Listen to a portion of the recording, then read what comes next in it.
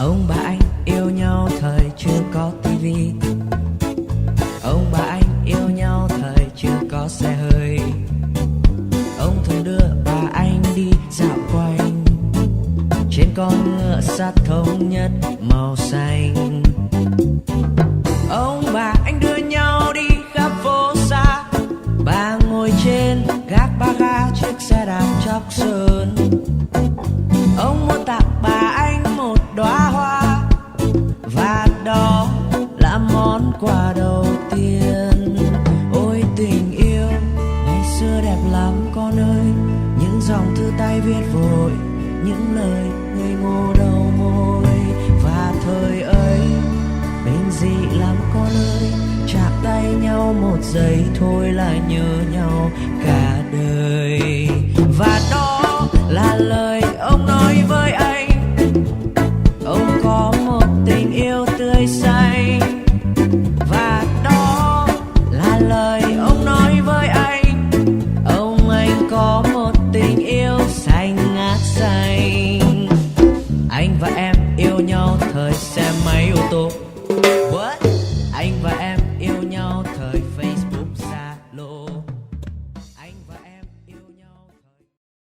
For VOA Learning English, this is the Education Report. In developing countries, attending school can be a daily struggle for some children. They may walk several kilometers to school because their families do not have money to send them on buses or other forms of transportation. With schools far away and little money to pay for transport costs, parents worry about the safety of their children walking to school. So, a number of parents keep their children at home. Or the child drops out of school. They leave without completing their studies. These and other barriers to school attendance are the reality for many girls in poor countries. But now, programs in 2 developing countries are helping to change that. The programs are giving girls pedal power, transportation in the form of bicycles. Rural areas of poor countries often have few secondary schools. So, it is common for students there to travel great distances to attend classes. Bihar is the poorest state in India. 90% of the state's population lives in rural areas.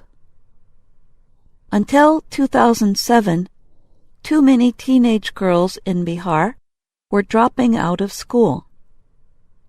For Nahid Farzana, her home was 6 kilometers from school. And her father did not have money for bus fare, she told the Associated Press. But that same year, the state government began offering bicycles to girls to help them get to school. The program has been so effective that 3 nearby states are now doing the same. And the results are measurable. A 2014 study found that giving bicycles to teenage girls in India increased their secondary school enrollment by 30%. It also helped many of them stay in school long enough to take their final exams. Western Kenya is experiencing success with a similar program. Until recently, there was a high risk of local girls dropping out of school and then becoming pregnant. Lois Luceno is a 16-year-old girl from Kakamega, Kenya. In the past, she had to walk about 10 kilometers to reach school. Last year, she dropped out temporarily because of the distance. Members of her family work as subsistence farmers. They earn just about $30 a month, not nearly enough for food, school costs, and transport. But a few months ago, Luceno went back to school, this time on a bicycle. Her new form of transportation was provided by World Bicycle Relief, an American-based group. Christina Kwauk is an expert on girls' education at the Brookings Institution, a research organization in Washington, D.C. Quoc recently told VOA that, in many countries, girls face a long list of barriers to school attendance. Sometimes the issue is that a society has firm ideas about what girls can and shouldn't do as they become young women, including whether they should receive an education. Luceno experienced this.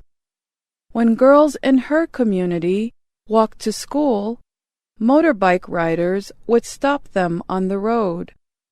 They would offer the girls rides to school. Then, they would try to persuade the girls to drop out. Quoc says another reason girls may not attend school is their family. Parents might believe that losing children's help at home can cause the family to lose money. For example, a poor farming family grows less food without the help of children. Girls are often expected to do this work.